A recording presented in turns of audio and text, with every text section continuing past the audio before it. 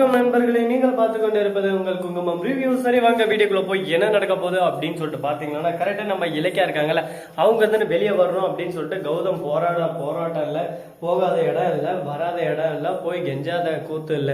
ஆனா எங்க போய் என்ன ஒரு விடிவு காலமும் நம்ம கௌதமுக்கு பிறக்கலைங்க.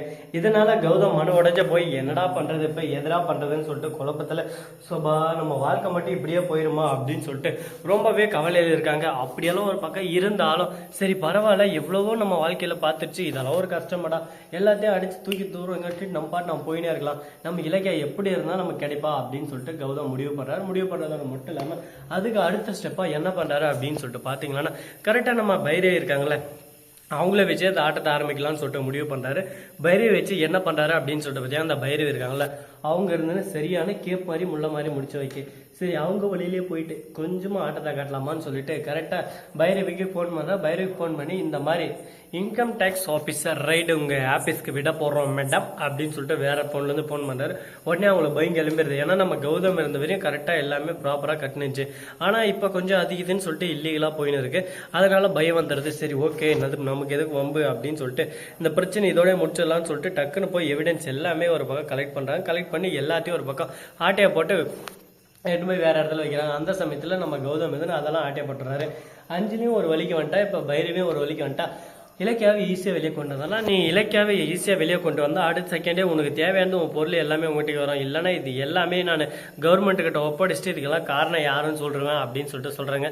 என்ன கௌதம் மறந்துட்டியா, இதெல்லாம் உன் சொத்து, என் சொத்துன்றது வார்த்தையே இல்லை, நான் ஒரு அனாதை அப்படின்னு சொல்லிட்டு ஆல்ரெடி நான் ரிஜிஸ்டர் பண்ணி வச்சு அனாதை ரிஜிஸ்டர் பண்ண முடியும் அப்படின்னு சொல்லிட்டு நம்ம கௌதம் கேட்குறாங்க. செருப்பால் அடிச்ச மாதிரி இருக்கு நம்ம பைரவிக்கு.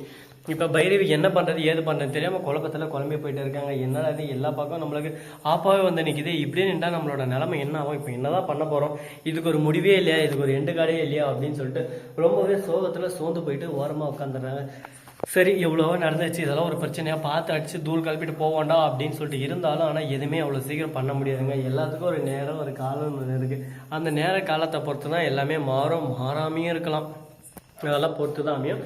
சரி இப்படியெல்லாம் ஒரு பக்கம் போயின்னு இருக்க, மறுபக்கம் என்ன நடக்குன்னு சொல்லிட்டு பார்த்தீங்கன்னா, கரெக்டாக நம்ம தலைவன் எஸ்எஸ்கே இருக்காங்கல்ல, அவன் இருந்தானே பைரவிக்கு ஃபோன் பண்ணுறான். என்ன பைரவி, உனக்கும் மாமியார் வீட்டு செய்தின்னு சொல்லிட்டு வந்து ரெடியாக வச்சாடா கௌதம் பாப்பு அப்படின்னு சொல்லிட்டு கேட்க, இது எப்படி உங்களுக்கு தெரியும் அப்படின்னு சொல்லிட்டு கேட்க, எனக்கு இதுக்கு முன்னாடி வச்சானே இதே போல தானே வச்சான் ஆப்பு, இப்போ உனக்கும் வச்சான் பாத்தியா ஆப்பு அப்படின்னு சொல்லிட்டு கலாய்க்க ஆரம்பிக்கிறான். உடனே நம்ம இலக்கியாக்குறாங்களோ அவங்களே ரிலீஸ் பண்றேன், அதுக்கப்புறம் இந்த பிரச்சனையெல்லாம் ஓய்வுக்கு வந்துடும் சொல்லிட்டு சொல்லியிருக்கான். என்ன பண்றேன்னு சொல்லிட்டு தெரியல, வேற வழி இல்லை, ரிலீஸ் பண்றேன், நம்மளுக்கு வேற ஆப்ஷனே அவன் தரமாட்டான், இல்லைன்னா அடுத்த செகண்டே போட்டு கொடுத்துட்டு போயின்னு இருந்துருவான். வேற வழியாக வச்சுக்கூட இலக்கியாவே வெளியே கொண்டு வந்துடுவான், நம்மளுக்கு வேற வழி தெரியல, அதனால அவனுக்கு ஏற்ற மாதிரி தான் நாமளும் நடந்தாகணும் அப்படின்னு சொல்லிட்டு சொல்லிருக்காங்க.